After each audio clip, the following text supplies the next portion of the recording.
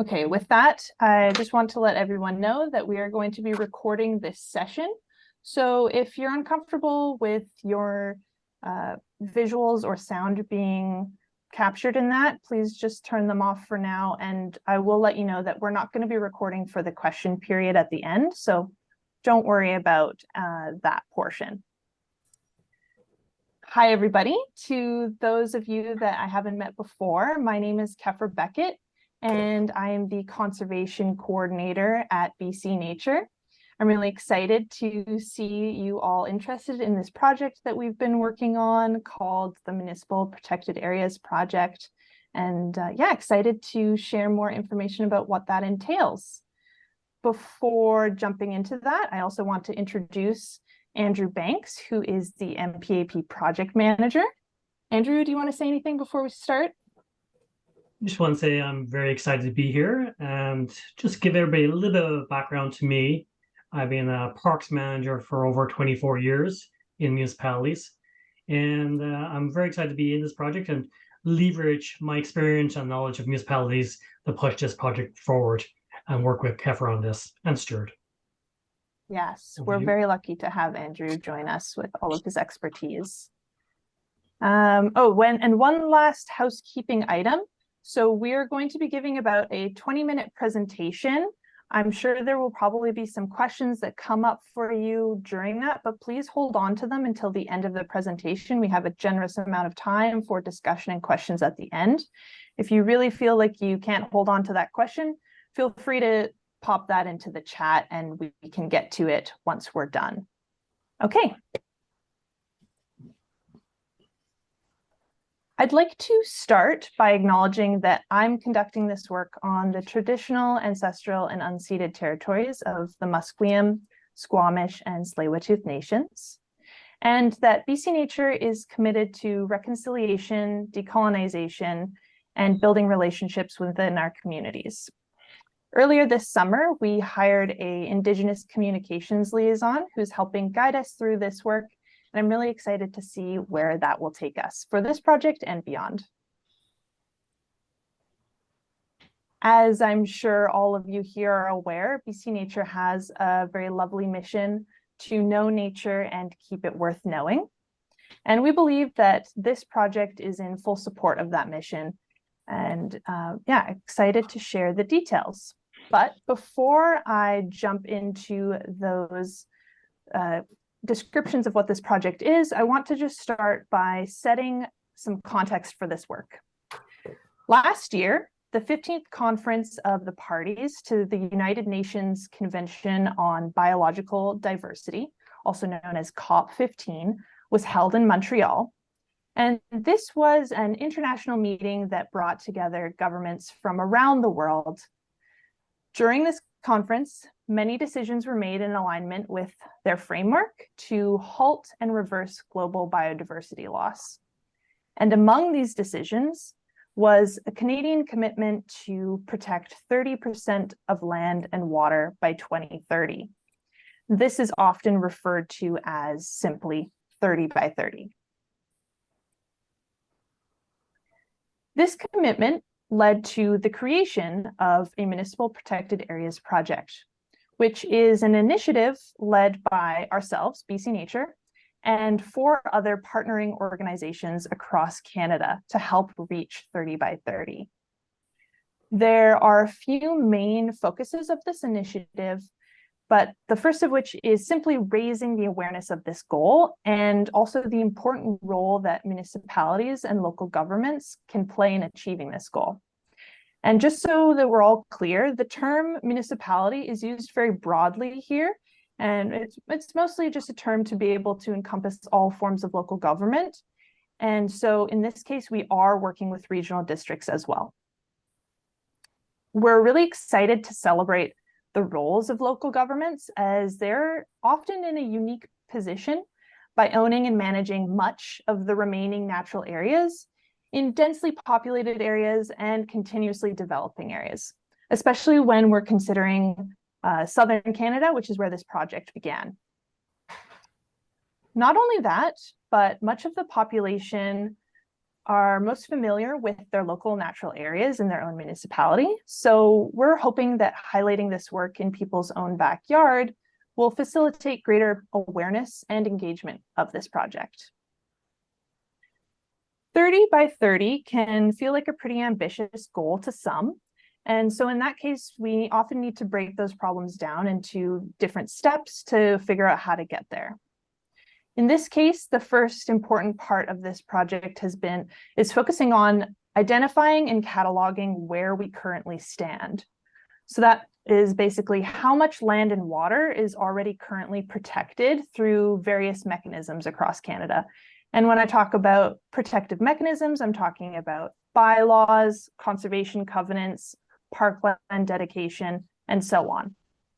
So here at BC Nature, we're helping municipalities figure out this cataloging process, but we're also encouraging additional protections. And so that's just a very broad overview of what we're doing, and I'll get into more detail on that on a later slide. So as I said, we're in this important stage of cataloging where we are. And part of that cataloging is entering information into a federal database to track where protected areas are and what percentage Canada is at right now. So this is a snapshot from the end of 2022 of where that database was at. We've got about 14% of terrestrial land and 15% of marine territory. British Columbia also has committed to protecting 30% of its land and water by 2030. So we are also tracking how far along we are within BC. And so the terrestrial land is at a similar amount of around 15%, but we can see that the marine areas are actually quite a lot lower.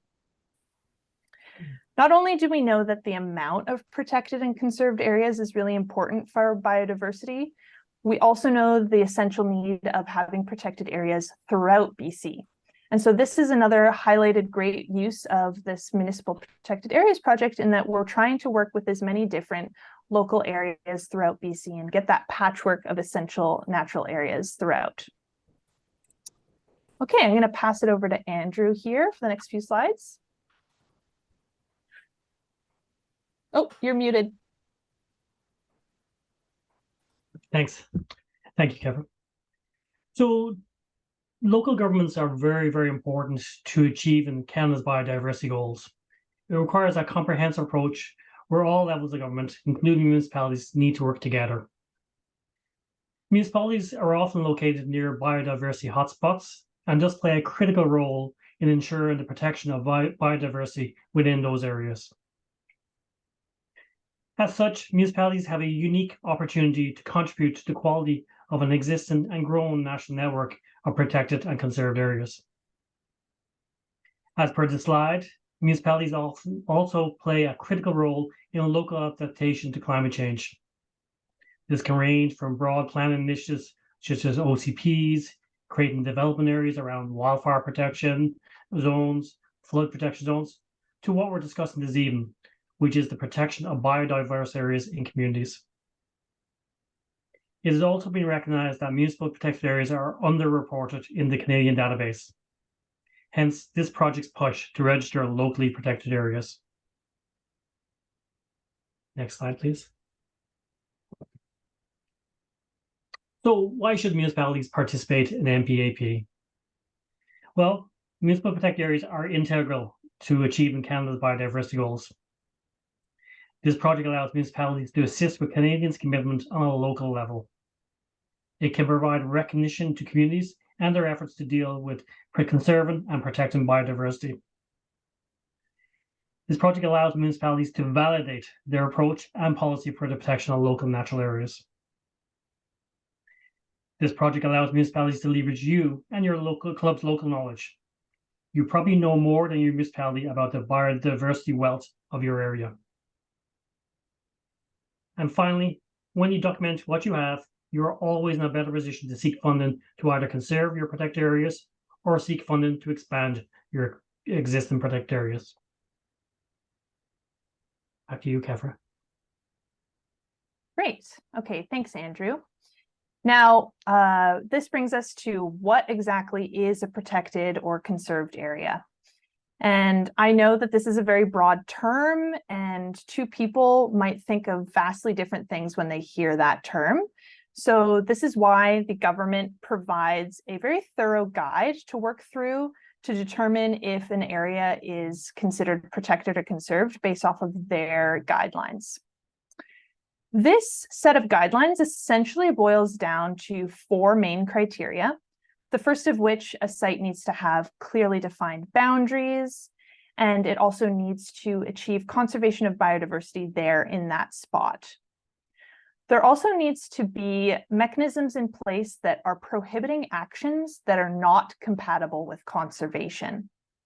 And finally, it is the intention that the space will be protected forever.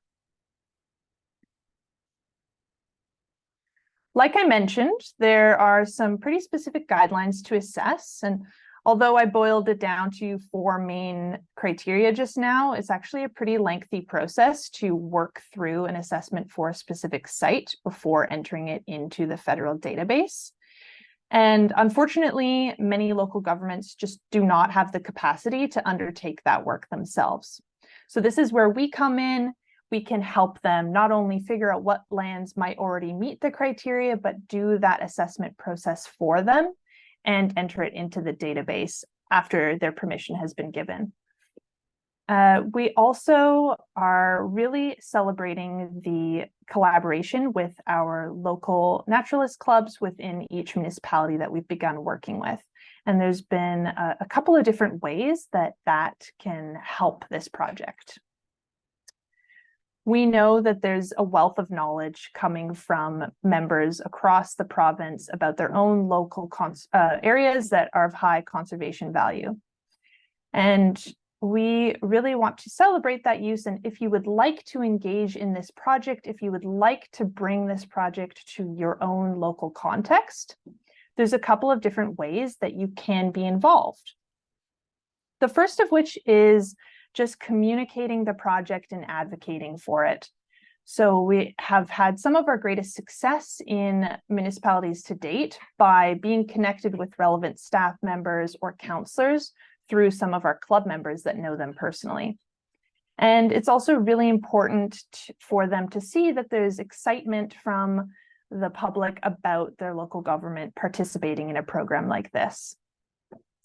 Another great way that we've worked with clubs so far is by receiving monitoring data that your club or you may have collected of sites that we're assessing. So part of that assessment process is demonstrating the biological importance of that space. And so monitoring data is a really great way of demonstrating that.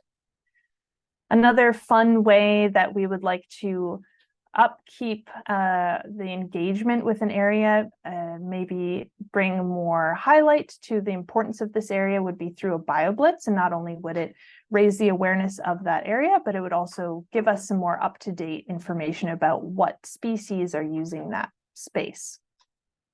And finally, we have found success in advisement from local club members on what important spaces need to be protected next. So, we've been talking a lot about cataloging areas that already are conserved, but we also are finding that this project is a great way to get our foot in the door to start conversations about protecting even more lands with municipalities. That being said, unfortunately, this project does not have any funding to purchase or acquire new land for protection. However, we feel it is important to provide feedback to the municipalities that we work with on the strength of their current protective mechanisms and in which ways they might be improved or expanded to new areas. So we do feel that identifying new areas is still a great opportunity in this project. So I want to highlight a couple of case studies within BC related to this project. The first of which is the resort municipality of Whistler, which we started our work in as a pilot program. We had a really great success story there with working with our clubs in that early in the year, I had sent out an email to all of the club representatives, first explaining this project and asking if anyone had awareness of their municipality being ready to essentially sign on right away. And that was a pretty big ask. And luckily, the Whistler Naturalists had a contact within the Whistler municipality staff, and they connected us right away. We were met with a lot of enthusiasm for the project, and this led to the screening of 6 different potential candidate sites. And it also really demonstrated a lot of great ways to work with clubs, some of which were the ones that I just outlined in the previous slide. For example, in Whistler, we worked with club members and they gave us really great context for the area by not only guiding us through the candidate sites in person, but they also shared monitoring data and input on those important areas to bring to the attention of the staff that are not yet protected.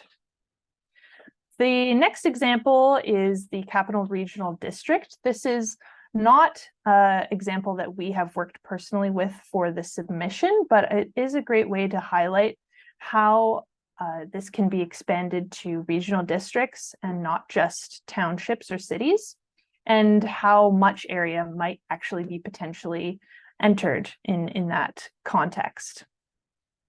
So we're really happy to see how well everyone's different roles work together in this endeavor. And I'm also really excited to see where else we can take it. So new ideas and input are always welcome for this project. We have found that each municipality is unique in what their needs and wants are. And so we're always open to figuring out how to cater this project to each specific situation. Okay, so that concludes the presentation portion of this webinar, and we will leave the rest of the time for questions. But before doing that, I want to highlight that we can provide the details to you on how clubs can get involved in a handout sheet after this. So don't worry if you didn't get all the details from the slides before. And I also want to say that if you're really feeling eager to share the information about this project, we will be holding a similar webinar to this on October 4th that's catered specifically to municipal staff. And that would be a great place to bring the attention to if you have any local contacts that you think might want to learn more about this project. So if you're wanting to send that invitation to them, or if you have follow-up questions, or you would like that handout sheet, pretty much any of the above, just reach out to me at that email listed here. That's conservation@bcnature.ca. And just to be clear, the sign up that you guys did, that RSVP to attend tonight, that is separate from the one for the municipal staff webinar. So please don't forward that to them because they will be directed to the wrong spot. Okay, I am going to stop recording there so that people feel comfortable asking questions.